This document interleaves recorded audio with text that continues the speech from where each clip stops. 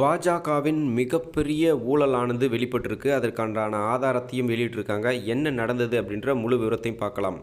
நமக்கெல்லாம் தெரியும் பாஜக எலக்டோரல் பாண்ட் என்ற அந்த பாண்டின் மூலமாக நிறைய பணம் வந்திருக்கு. நிறைய ஊழல் பணம் வந்திருக்கு. ஸோ கட்சிகளிடமிருந்து பணம் மிரட்டி வாங்கப்பட்டிருக்கு. இந்த மாதிரியான விஷயங்கள் தெரியும். ஒரு 6000லேருந்து 8000 கோடி வரை வாங்கப்பட்டிருக்கு அப்படின்னு நினச்சிட்ருக்கோம். ஆனால் அதை தாண்டிய உண்மை என்ன அப்படின்னாக்க அந்த ரகசியத்தை வெளியிட்டிருக்காங்க. ஸோ பாஜக அரசு எப்படி ஊழல் செய்திருக்கிறது என்ற தகவலை கொடுத்துருக்காங்க. ஸோ ஒவ்வொரு கான்ட்ராக்டையும் அந்த கான்ட்ராக்ட் எடுப்பதற்கு முன்னாடியே அட்வான்ஸாக ஒரு தொகை பெறப்பட்டிருக்கு.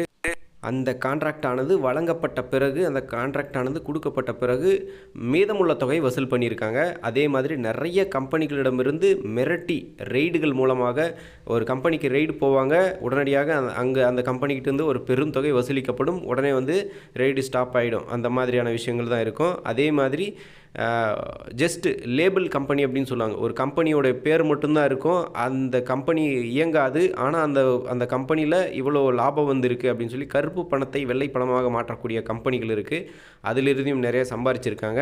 இந்த மாதிரியான பல வகைகளில் பிஜேபி ஆனது சம்பாரிச்சிருக்காங்க அப்படின்னு சொல்லிட்டு தகவல்களை அந்த ஆவணங்களை ராகுல் காந்தி அவர்கள் வெளியிட்டிருக்காங்க. கிட்டத்தட்ட 18 லட்சம் கோடி 18.5 லட்சம் கோடி 18.5 லட்சம் கோடி ரூபாய் அளவுக்கு மோசடியில் முறைகேடில் ஈடுபட்டிருக்கிறதா ஆதாரங்களை வெளியிட்டிருக்காரு.